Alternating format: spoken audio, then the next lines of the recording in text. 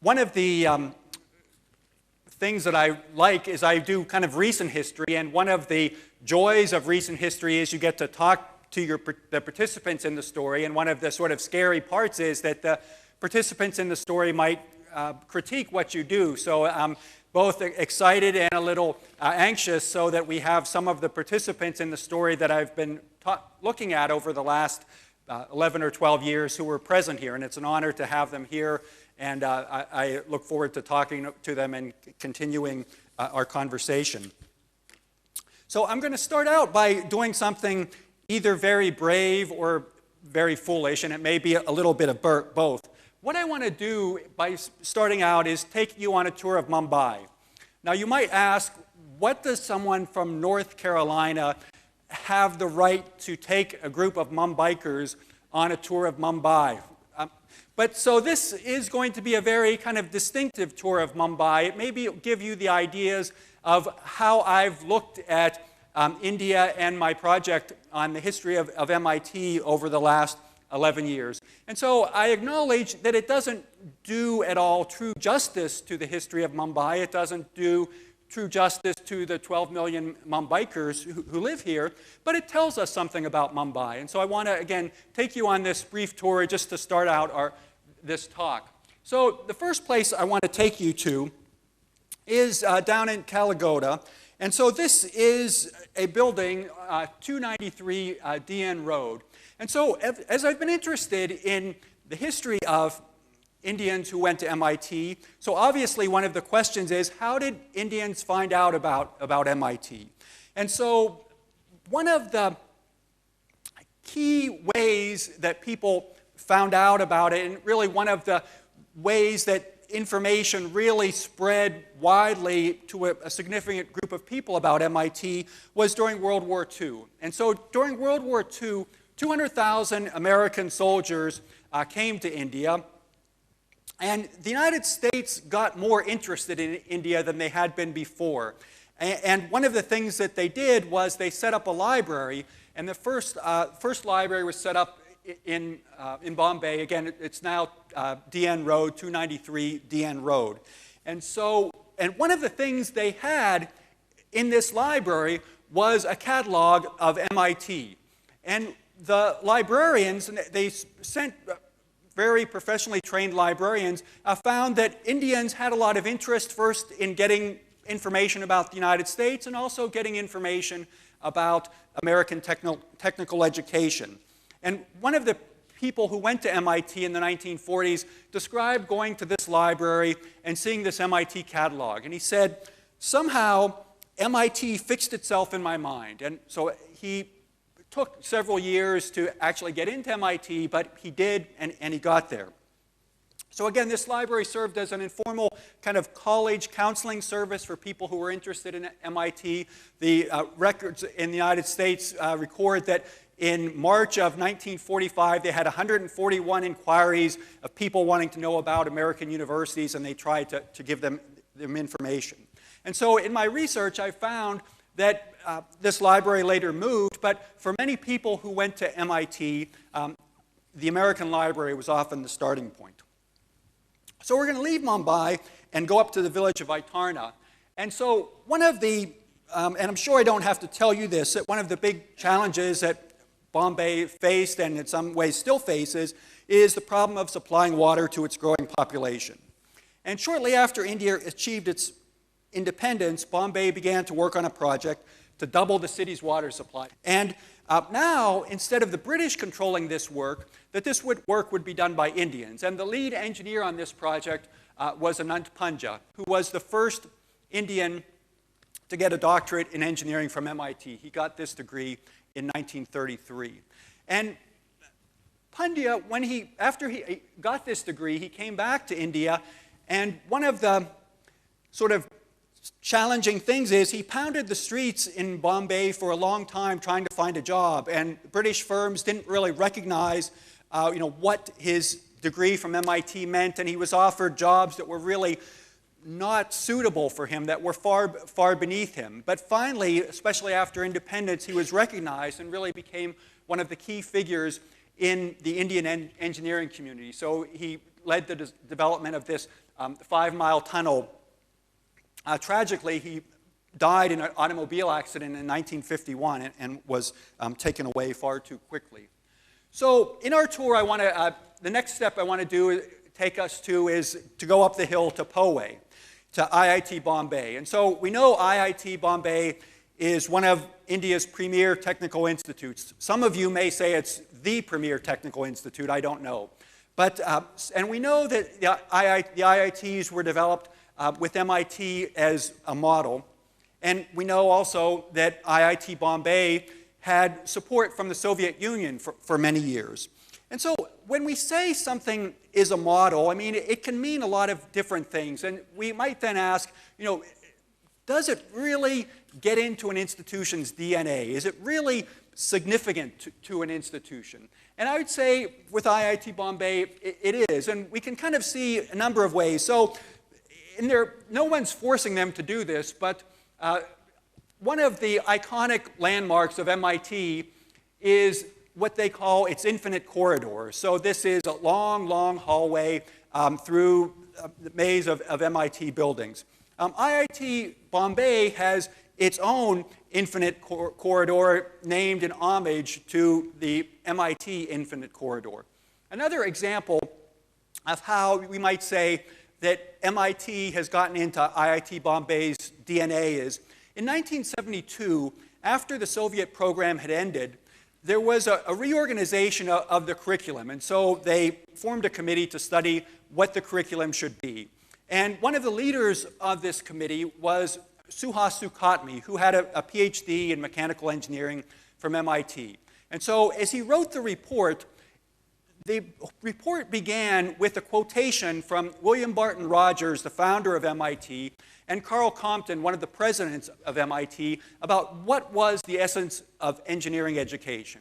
And so it seems clear to me, and I've talked to Professor Sukhatme about this, that what he was really saying is, we're not looking to the Soviet Union for what our model of engineering education is. We're looking to MIT. That's where we see our alliance. That's what we're looking to.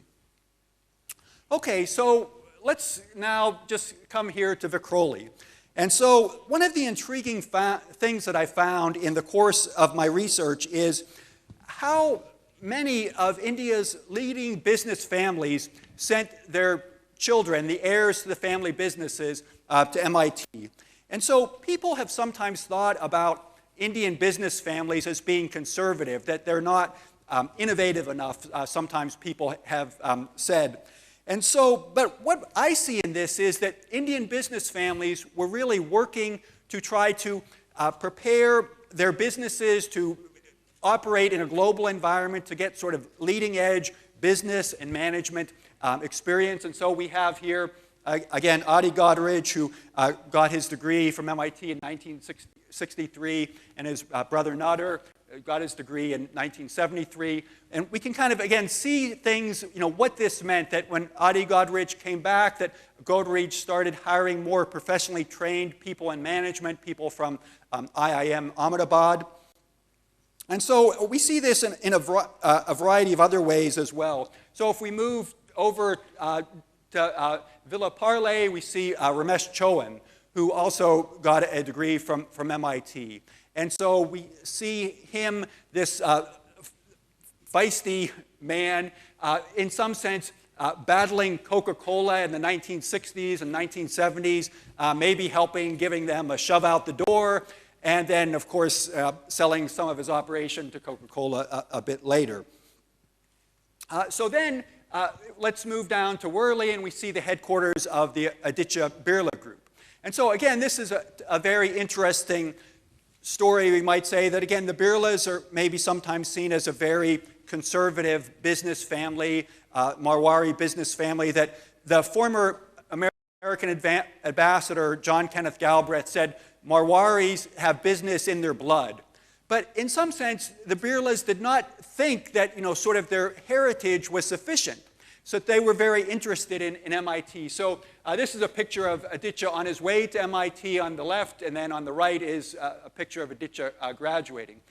What's particularly interesting about this is that G.D. Birla was really very interested in MIT, that he actually pursued MIT to get them to assist him in establishing and modernizing the Birla Institute of Technology and Science, what we now know of BITS. And so this is quite remarkable that he would, write and pursue MIT presidents, G.D. Birla only having a grade school education but not being daunted by that at all. He actually proposed in the early 1960s that MIT establish a branch campus in India under his sponsorship. And now these kind of branch campuses are sort of commonplace. Again, Aditya Birla went to MIT, got a degree in chemical engineering, and helped transform the business for a new generation. So now let's move down to Andhri. And so we'll talk about this a little bit more later, but we have the IT industry in India, really, that Indian graduates of MIT played a very important role. Lalit Kanodia played an important role in starting the computer operations at Tata, later TCS, and then also Datamatics. Then if we move down to the Air India building, we think about Mr. F.C. Kohli and leading TCS over decades long and really making it a leader in global IT development. So we're not done yet. We still have some things to go. And so then we might also go back to Kalagoda to the Jahangir Art Gallery. And so the Jahangir Art Gallery was designed by Durga Bajpai, MIT class of 1946. One theme that Durga Bajpai emblemizes is that his father was a very high official in the Indian government. He was the first general agent to the United States. He was a close confidant of Nehru. And one of the things that I found is that there are a number of high officials in the Indian government who sent their children to MIT. And so they themselves might have likely gone to Oxford or Cambridge, but in sending their children to MIT, they sort of suggested that they saw a different future for their children, maybe a different future for India. They didn't necessarily want them to have, liberal arts, a liberal education, but wanted them to have a technical education. So finally, one last stop, and this is in Churchgate at St. James Place. Shamchiani passed away about 8 years ago or so, and if we go to his flat in Churchgate, as I did about 9 years ago, we would be met by huge volumes of paper all over the place. And Shamchiani's father was a leading government official. Sham went to MIT and got a master's degree in business in 1965, but he played a very important role in pioneering environmental and heritage legislation in Bombay and for India. And so we have him. And so what I want to say, and this maybe sort of echoes what Feroza had said before, I don't know if there's a city in the world where there has been a more prominent group of alumni from a single university in another country that has done more to shape the course of the city and to shape business in the city. And this maybe kind of gives you a microcosm of what my study is. So again, what I've been interested in as I started this project, again, 13 years ago.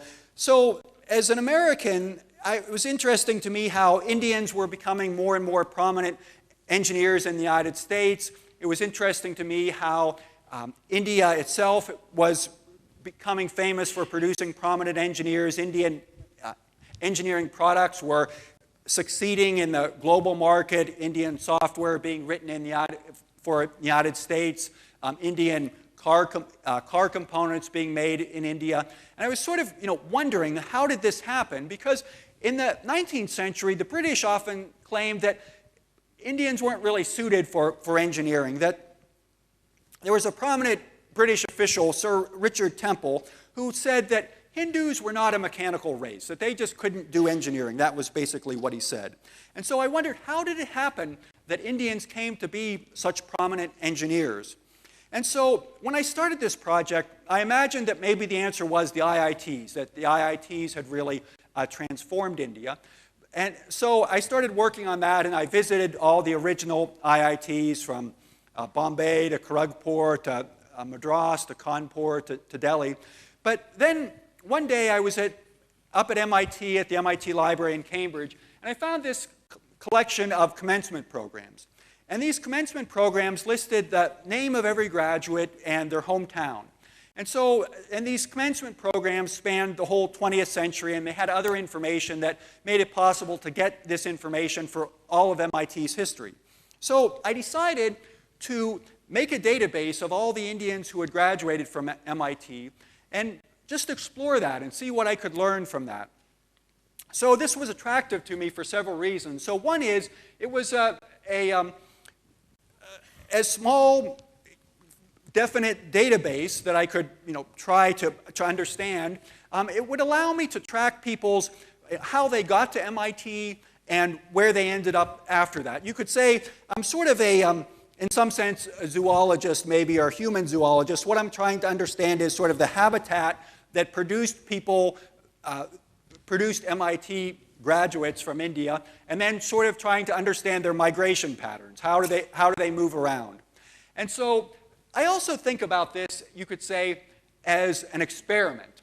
So again, there were about 1,300 MIT graduates between 1861 and 2000. So what I thought about this as an experiment, meaning, so obviously it would be possible to kind of tell 1,300 mini biographies and tell these people's stories. But what I wanted to do, what I thought of as an experiment more than that was, will this tell us something important about India? If we sort of see what the patterns are, can we learn something about India? Can we learn something about technology by looking at these 1,300 people and sort of following their lives, the patterns of how they got to India and what they did afterwards? And so, again, that's what I've been working on over the last decade and more.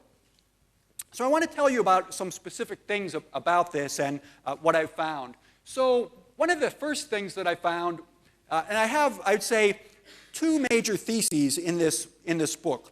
So one is, you could say that this presents us with a different lens on Indian history. So what I'm looking through is a very, maybe you could say, a narrow lens of technology, and specifically technology of those who went to MIT, but it provides us a different perspective on Indian history.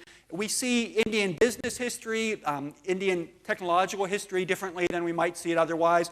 And also, we actually see some important figures in Indian history in a different light than we might have otherwise seen. That very often we see people in a certain perspective, that we often see political figures only in political terms, but sometimes they have much broader they're much broader, much more dimensional persons, much more multidimensional persons than that. And we might see, when we see them in a greater breadth, in greater complexity than we see them maybe in our traditional history.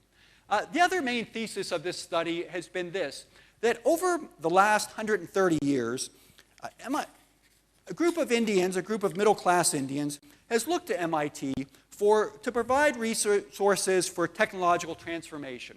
This technical transformation has been sometimes technical transformation of the nation, sometimes technical transformation of business, and sometimes technical transformation of themselves. And I should be clear here that I see the primary agent in this story as Indians themselves. That I showed the manuscript to a friend of mine who's a professor at MIT, and as she read it, she said, this isn't really a book about MIT, and in a certain sense, it's not. It's more a book about India than it is about MIT. So I want to talk a little bit about some of the details of my research and some of the things that I found. And so one of the things that I found that was maybe pretty surprising to me was I found that the first Indian went to MIT in 1882. And this was a pretty big surprise to me because when I started this, I sort of envisioned that Indians would have first started going to MIT maybe after the IITs or maybe after India became independent. And so this was quite a bit earlier than that. And so one other aspect of this is So the first Indian to go to MIT was Keshav Bhatt. He was from Pune. One of the other parts of this is that no Indian went to MIT for 20 years after that. And so I kind of faced a dilemma, and the dilemma was this. Is this person just an anomaly? Is this person some sort of, so the question really was, is this person a signal, or is this just noise? Is this, some sort of random fluctuation? So, when we were doing our, college science experiments, and maybe we got some data that didn't fit in well on the line that we thought we were supposed to get, do we just erase that data point and pretend that it doesn't exist and move on? Or do we have to really take it seriously? And so my initial inclination was to erase the data point and pretend it didn't exist. But my conscience over years wouldn't really let me do that. So I decided to try to figure out, who this guy was and how he got to MIT. Really, that was the more important thing. And because Pune was a center of the Indian nationalist movement, one aspect of this is that Bal Tilak produced a family of newspapers, two newspapers, the Maratha in English and the Kesari in Marathi. And so what I did is I went through 30 years of the Maratha, trying to look for information both about Keshav Bhatt, but really more about, what was it? Was there something going on in Pune that made him come to MIT? And so I found information about Bhatt. It took a long time. Again, it was that proverbial needle in a haystack. There were in 30 years, there were about 4 or 5 articles that mentioned him. And so I'll say, fortunately, the Maratha was just a weekly publication, so I didn't have to go through, 7 days of publications every week. But again, more importantly than what I found about Keshav Bhatt was that I found something about Pune and the Indian nationalist movement. So obviously, Bal Tilak is a very well-known figure in the Indian nationalist movement. We know him for the establishment of the Shivaji festival. We know him for the Ganesh festival. We know him for his declaration of the necessity of Swaraj. But so, and I saw some of those things, but as I read these Marathas, I had expected, I saw some things that we typically think of with the Indian nationalist movement, but as I read this, I saw some different things too. I expected this would be kind of a local newspaper just talking about Pune events. I expected that it would be, maybe have some national news, but not really beyond that. So one aspect of this is that in the late 19th century, historians have said that we might think of this as an early period of globalization in communication, that telegraphs, steamships, steam-powered printing presses made it possible to spread publications more widely, information more widely than had been spread before. And one of the things, again, that was kind of amazing to me was that the Maratha carried information from such publications as Scientific American, the New York Times, the Times of London, the North American Review. And they carried a lot of information about technological developments around the world. The second issue of the Maratha had a front page story about an invention of Alexander Graham Bell's called the photophone. They had regular mentions of Thomas Edison's work, what he was doing. So they were very interested in technology. And so one of the things that you saw that the Maratha said, so they obviously complained about the British and colonialism, but as they looked at India's position, they saw more than that, that they saw that there were technological developments in the world that India wasn't participating in, and that India was in some sense being disadvantaged by, India was being left behind by. So they saw things like German chemists were producing dyes that were going to replace indigo, that America was producing kerosene that was going to replace Indian vegetable oil for lighting. And so they saw that, and they thought that was a real problem. And so they saw basically that India lacked the resources to compete technically. And again, they saw that as a real problem, and that they thought something needed to be done with that. And what they thought needed to be done with that really was technical education, that they had a big campaign that India needed to have better technical education than they had previously. And so what was particularly striking to me was in 1884, the Kesari published an article called the need for an industrial school. And in this article, again, the Kesari attributed India's poverty to the flood of foreign goods which had entered India and displaced skilled craftsmen. And so the article suggested that what was needed was some sort of industrial school which would teach Western skills. And so the article concluded by saying to its we would like to introduce to our readers, if they so desire, the renowned industrial school in Massachusetts of America, which is famous worldwide and has been successfully operating for decades. So, and I don't read Marathi, and the Kesari is a very rare publication, even in microfilm. And I spent a week in Cambridge in the United Kingdom with a Marathi reader before a microfilm reader, tracking down articles, and this was one of the things that we found.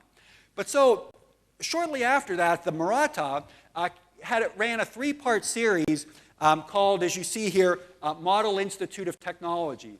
And in this series, it reproduced elements of the MIT annual report and talked about its relevance for India.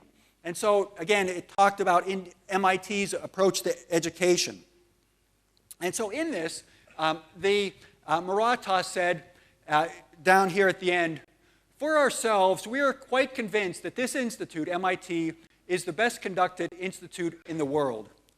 And so this assessment by the editors of the Maratha had, you could say, sort of a combination of prescience and maybe unreality. That the Maratha editors, Tilak, I imagine, and others, were really, you could say, connoisseurs, maybe philosophers of technical education. They thought about it, thought about maybe what the best approaches were, and were really impressed by MIT.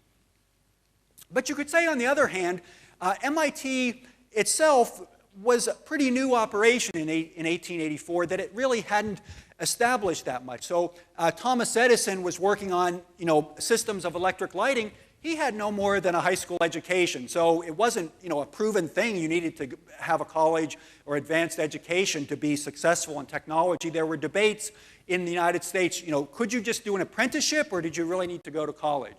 And so it seems like this had an appeal to the Maratha because they saw that maybe this would be a way, it sort of was maybe a one-stop approach to developing industries. They had this dream maybe that you could just go to a technical institute, come back with training, and then you would be able to start industries. But, on the other hand, you could sort of imagine, I admire the Tilak and the editors of the Maratha, but you could imagine someone saying to them, so you guys, you don't have any technical training yourself. You've never been involved in any technical institutes. You've never been abroad. What right do you have to judge what's the best technical institute in the world? But so it was that boldness that they had to make this statement. Another aspect of this was, again, they saw that they thought, again, we're pushing how India's future was technology. So they say here, it is not so much mathematics or English that we want, but it's industrial chemistry. That's the kind of thing, that's the kind of training we want. So again, they were arguing that India needed this kind of training that was offered at MIT. And so the British resisted giving them that. And so the bottom line there, they say, we're not given this, and we're not sure why that's so, they sort of imply here. But one aspect of this, another thing that we might see here is that during this time, the British were facing some challenges by the Germans and the United States. So in the beginning of the 1800s, the British were clearly ahead in technology, that they had played the leading role in the development of the steam engine, in textile factories, in production of iron using coke. But by the later part of the century, it was clear that the United States was catching up, Germany was catching up, and there were areas of weakness. A lot of people in England were anxious about their position. And one area they were anxious about was technical education. Shortly after this, the Maratha published an article about a commission that the British had made to study technical education in England. And so they published this article, and so they make this comment that they say, the recommendations of this commission are, on the whole, highly useful at the present stage of technical education in England. Bal Tilak was highly known for a sarcastic sense of humor. And so I kind of like to imagine that he was the one who wrote the next lines.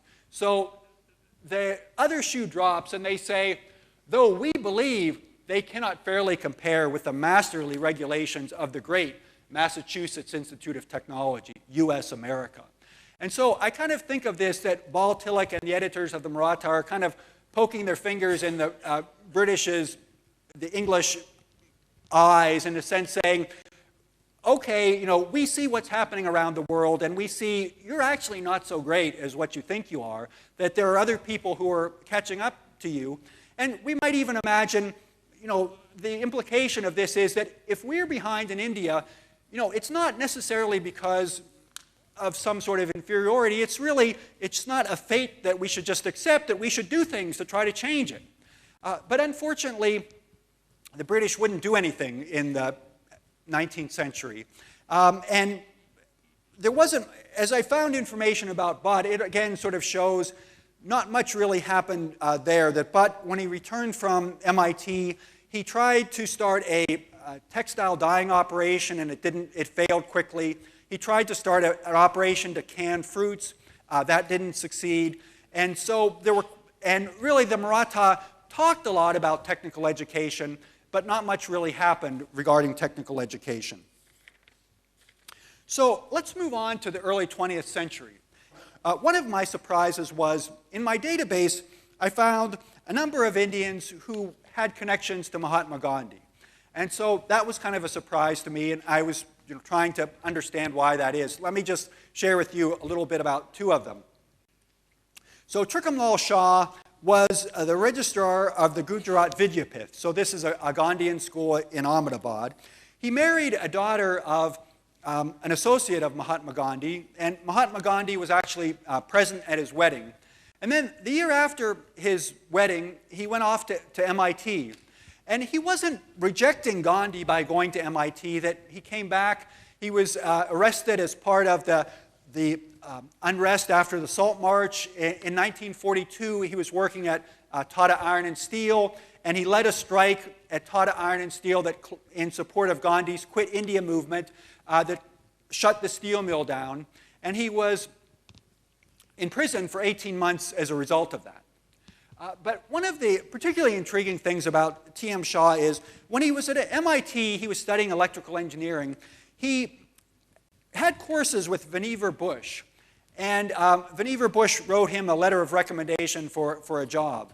And so Vannevar Bush is a very important person in the history of technology that I would argue that in some ways he's a key figure in the history of the 20th century. As you see him here on the right-hand side, he was an early pioneer in computing devices, that he made early what were called analog computing devices to solve differential equations. Another thing that he did was he was the science advisor to Franklin Roosevelt, and he was a key figure in the development and encouraging Franklin Roosevelt to develop the atomic bomb. He's also known in some ways as the godfather of the internet, that he wrote an article talking about how we might think of new ways to organize information. So I think of Amol Shah, and he has these connections to two people who are incredibly different, Mahatma Gandhi and Vannevar Bush. And I think of him, he's probably the only one in the world who directly knew these two people and sort of worked with both of them. So the next person I want to talk to you about is Ballal Kolker. And Ballal Kolker is here just to our right of Mahatma Gandhi. And so Ballal Kolker was the son of Kaka Kolker, who was an associate of Mahatma Gandhi. Ballal Kolker was raised in the Satyagraha ashram. He marched with Gandhi on the Salt March, but then he went and got a degree in engineering, and then in 1940, he went to MIT to study mechanical engineering.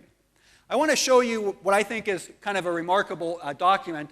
This is Ballal Kolker's, what we might say, application for financial aid. It's a letter that he wrote to G.D. Birla asking him to support him when he went to MIT.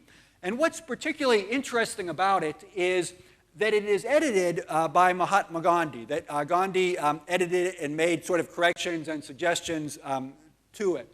So we see here about how he wants, again, G.D. Birla to support him to go to MIT. And Mahatma Gandhi actually personally delivered this letter to G.D. Birla, and G.D. Birla supported Kolker to go to MIT. So I've sort of, wondered, what does this tell us about Gandhi? Again, we kind of think of Gandhi as maybe anti-technology, and that's, our general impression of him. So, were these guys mistaken, or maybe do we need to rethink Gandhi? And so one of the things that I did was I went through and tried to read as many of Gandhi's letters and Gandhi's articles and Gandhi's works as I could. And so one of the things that I found in the course of this, and this part isn't so original to me, that people who have studied Gandhi have said that he had a lot of values that are consistent with industrial society, that he had values such as time consciousness, high value just on numeracy quantification. That was very important to him.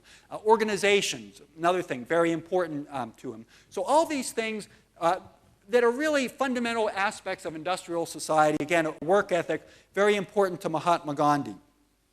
And so we see, in some sense, there's a congruence between the values of, we could say, MIT in some personal sense, that Gandhi really believed in personal industry, even if he didn't necessarily, and he thought modern industrialism was evil.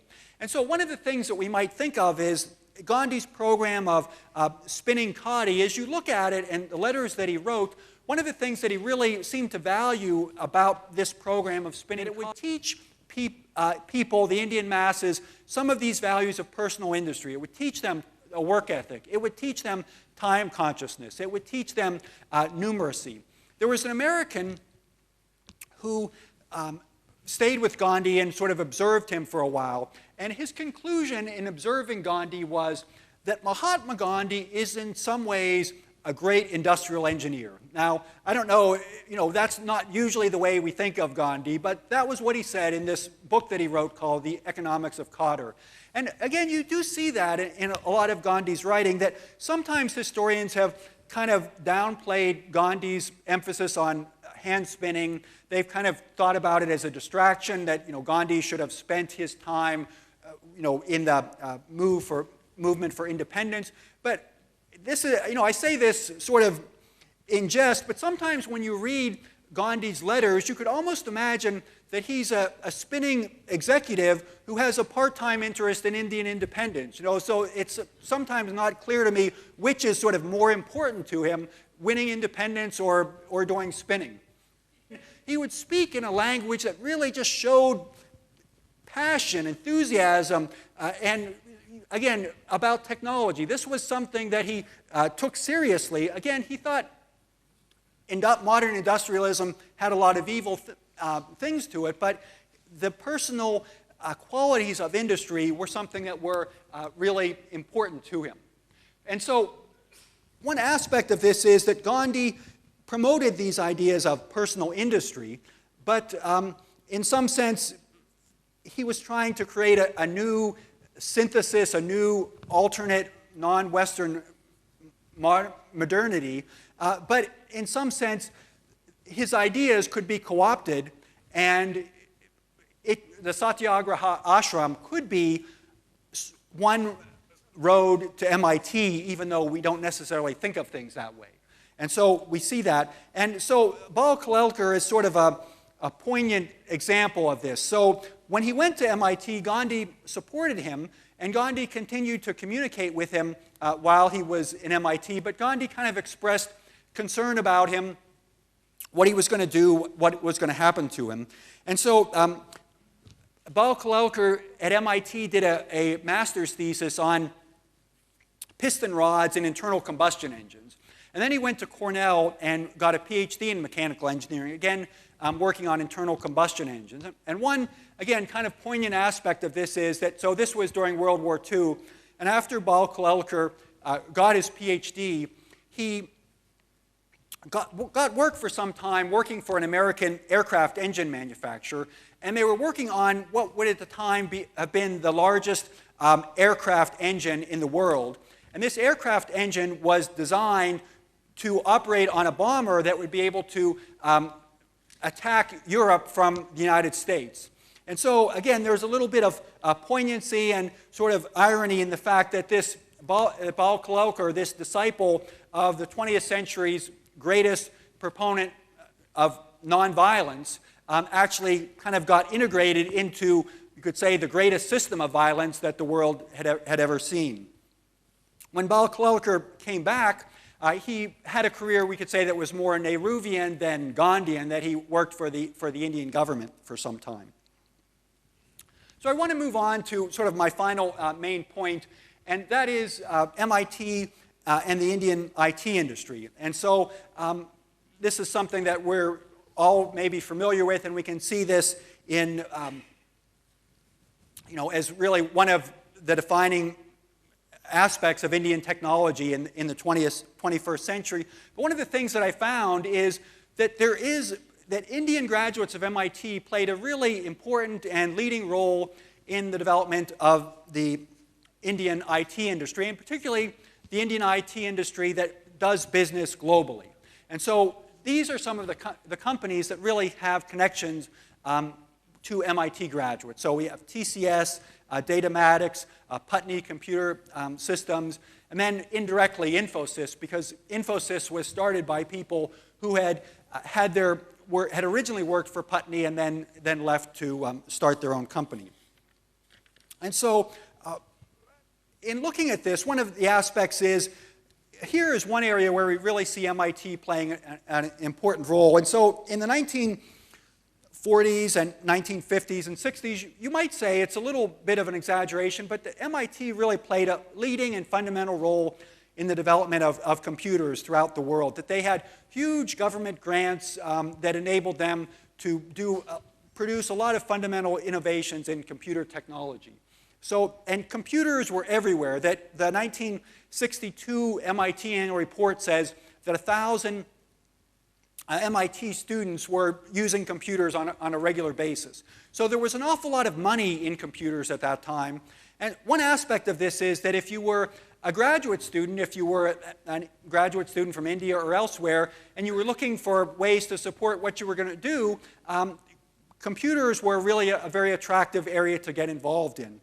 That Kirit Parikh, who is a well-known member of the Indian Planning Commission for many years, went to MIT. He started in 1958, and he described he needed money to support himself. But he also really believed that he wanted to come back to India. And so he described his experience this way. He said he was offered an assistantship at a computer center at MIT paying $283 a month. And he kind of wasn't sure about that because he didn't think computers would really be relevant for India. But then over the weekend, he sort of said to himself, he said, I'm a good Gujarati Banya, that $283 a month is $283 a month. I can't give that up. And so he took the assistantship. And so many people had that experience. So again, Lalit Kanodia was a graduate of IIT Bombay, and so he went to MIT to study industrial engineering, had no experience in computing, and found an assistantship that gave him the possibility of funding his education, and he took that. And so he took that, and in around 1965, Lalit Kanodia came back and did a sort of short-term stint with Tata, and he proposed to them that they might start a computer operation. And so they agreed to do that, to start a computer operation. They had two other people with it. Lalit Kanodia recruited two other fellow Indian graduates of MIT to come with them. And so they started this computer operation. And so it was quite a remarkable thing having such young people being part of this operation. You could say it followed a U.S. kind of management consultancy operation. But then, starting in 1969, Mr. F.C. Kohli was brought in as the managing director of TCS, And we could say a couple of things about this. We could say that Mr. Kohli really played an important role in, we could say, domesticating this and kind of integrating it into the larger Tata businesses. And then also, Mr. Kohli, again, had a master's degree from MIT. And one of the things that he did was he was the first Indian director of the IEEE, which is the American Electrical Engineering Professional Society. And so he had a lot of contacts, a lot of credibility in the United States, that he told me that when he would go to the United States for meetings of the IEEE, he would stop in at computer manufacturers and try to recruit business for TCS. So, and he was able to do that. And so it was really under Mr. Kohli's regime that TCS really grew and was able to get American business. Some of us were around in 1977, and maybe some of us weren't around in 1977, but I just want to review some aspects of 1977, that this wasn't necessarily the greatest time for India, you might say, that the emergency had run from 1975 to 1977, that India was stuck in a period of really low growth, that there was, and in some sense, the great promise of independence, of what was going to happen in India after independence seemed to have maybe been dimmed somewhat by the experiences in the years thereafter. But in some sense, this is a remarkable article because what it talks about is there were a group of European computer professionals who came to Bombay to get educated on computers by engineers at TCS. And they talked about how one of the reasons they chose this computer firm was because they really believed and trusted in TCS and in their ability to do that. And so one of the executives said that they would send more people to TCS for training, and he said to, quote, bring back more knowledge to our country. And thinking about this in sort of, you could say, big global terms, you might say, in the 500 or so years since Vasco da Gama had arrived on India's shores, we could imagine that Europeans had come to India for many reasons. They had come to India for treasures, for conquest, maybe for spiritual enlightenment. But I sort of imagine or think about this as maybe this is the first time that they came for knowledge about a Western technology, that they sort of recognized India's competence in these advanced technologies. And so we might think of this as maybe beginning to fulfill that promise that maybe the Maratha had spoken about in the 1880s, that now that this was finally beginning to come forward. So just a few words in conclusion. So as a historian, I feel passionately that one of my jobs is to keep the memory alive of those who have gone before us. And they have built much of the world that we live in, that we in some ways benefit from what they have done. And in this story, there are many people who are not very well known, but they played an important role, and they lived at a time when there were a lot more difficulties than we face today, then there weren't really the financial rewards available to us today, but they did their best to make India a better place, to make the world a better place. And so we can all profit by trying to learn from their lives. So thank you very much.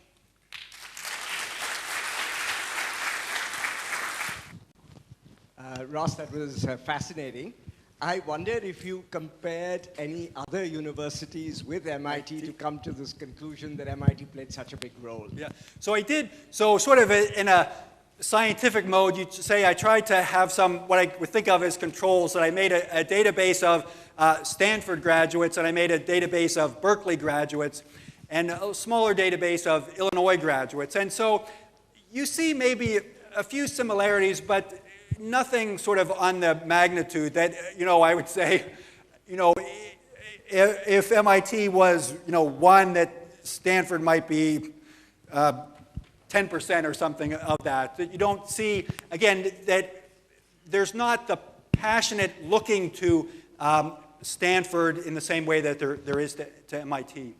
I apologize maybe for not addressing the picture at the very beginning. So Nehru was a really fervent believer in science and technology for the future of India. And so in 1949, he came to MIT in his first visit to America.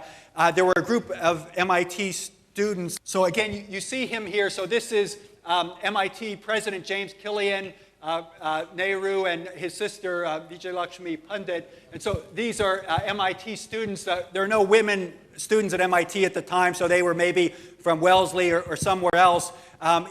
One of the things he did in this talk was, he said, a couple of things he said is, we need more engineers in India, we need less lawyers, and he encouraged these people to come back, and what he said is, we need you to come back and make India a great nation, so that technology was really an important part of this. Again, one kind of intriguing thing to me is that in 1961, John Kenneth Galbraith had lunch with Nehru and his family as the American ambassador at Teen Murti. And Galbraith later reported that one of the items of conversation was MIT and the possibilities of its education. And so IIT Kanpur was started as a program where MIT and other American universities would try to help establish something like MIT. Thank you, that was fascinating. At the start of the lecture, you mentioned that a number of Indians were looking to go to MIT to actually gain the knowledge that they could use coming back to India. And of course, in the examples also, you showed a lot of them and what they accomplished when they came back. How have you seen the pattern probably post the 70s or 80s? Do you see a number of them coming back, or not quite the same number anymore? Yeah, so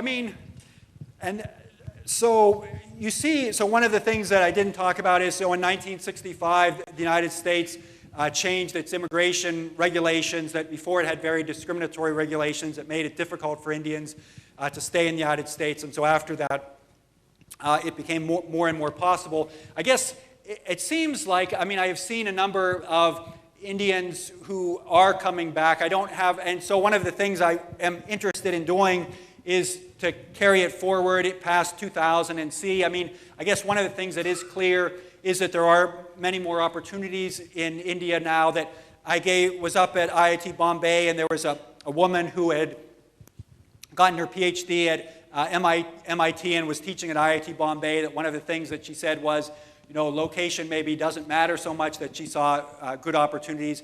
I'm a little less able to speak definitively, but it does seem, again, in talking to people, that you see opportunities in businesses, in technology that maybe weren't so much there in the 60s and 70s. So some Indian PhDs, especially that I talked to in the 60s and 70s, said they felt that they really couldn't continue their work in India, and so that was one of the things that maybe led them to stay. I don't think that's as much true as it was then. My name is Kohli. I was there in '49 when Prime Minister Nehru addressed the students at James Killian's house. And the thing is like this, that Indians have to realize one thing, that they are 3 times the population of United States. The God should have given us 3 times as many bright people. Somehow we lack the system to work and find them and educate them properly. The other is, which I have said, Indians are doing well, except in India. When a lot of Indians who'd come back to India, in terms of innovation, a lot of Indians at MIT who stayed on created a lot of product-based innovation, etc., whereas in India, perhaps it's service. Or, do you see a difference between those who stay and those who come back? Yeah, I'm not so sure that I can say anything about that. That's not something that, especially more recently. Again, I guess one thing up till around 2000, I guess many of the ones who came back would not find so much opportunities in business, that they would work at an IIT or something like that. But there are Indians who have been successful in technology-related businesses more lately. So I think there are more opportunities now. I managed to read the first few pages of your book, and I thought it was fascinating that the first Indian was, at MIT in 1840 or so. A couple of questions. What is the presence of other countries at MIT? Have you compared that? And the second question is, what are the other, what are the dominant disciplines where Indians have, studied at MIT? I didn't hear the second part. What are the major disciplines which Indians studied at MIT? Is it computer science, etc., Yeah. etc.? So the first question, so I think right now maybe I think the Chinese contingent is the largest contingent at MIT. And historically, China has been a major sender of students to MIT. It's interesting that in the early 20th century that China sent more students to MIT than any other country, including Canada. So that they sent large numbers of students. So I think right now, I think MIT is either second or maybe Korea. So Korea, China, and India are sort of the largest groups sending students to MIT. So I think they're pretty widely spread out. I guess you see particularly, though, interest in electrical engineering, computer science, but pretty widely spread out, I would say. And let me just see if I think this. I guess in India, there are some disciplines which are maybe less valued than others, so civil engineering may be less valued and so on. So I do think some of that is maybe reflected in that you would see less, say, in civil engineering than you might otherwise. I have two questions. One is, what is the link between women and MIT, perhaps in more contemporary times? And secondly, how has MIT gained from India? Or to put it another way, how has India contributed to the MIT? Yeah, so the first woman went to MIT in 1958. And so she was part of a business family in Bombay. Feroz Sidwa had a grinding business, and he actually made his daughter sign a contract that she would agree to come back and work for the company after she got her degree at MIT. So, and you see more, and the first woman got a PhD from MIT in 1976. Her name is Uma Chowdhury. She went on to become the chief technical officer of DuPont, and so was a very prominent technical person. And you see more and more women in technical areas at MIT. It's a little bit hard, I guess, to say what the relationship between MIT and India is. That I think the MIT alumni play a very big role in sort of introducing Indians, Americans, and other people to MIT. I think the alumni in Bombay played a very important role. So it seems to be a very special relationship that maybe provides benefits for both India and for MIT. It's not necessary to practice the discipline that you learned at MIT. Let's be very clear. What it taught you, how to think, how to build more knowledge, and remain building more knowledge. When I was at MIT, the transistor was invented that year. Yet, both for Tata Power and TCS, I worked with the computers. Let me also tell you that in '64, first computer was installed in city of Bombay at TFR. And Tata Electric Company started using that computer. And in '68, Tata Electric Company put a digital computer to control the electric grid between Bombay and Pune. Today, if you're living in city of Bombay, you don't get it shut down. Our losses are 7% as compared to 30 to 35% in India. You build up a knowledge to use technology and also keep abreast of technology as it goes through. So it is not necessary that you do nuclear engineering at MIT and become only a nuclear engineer. Thank you.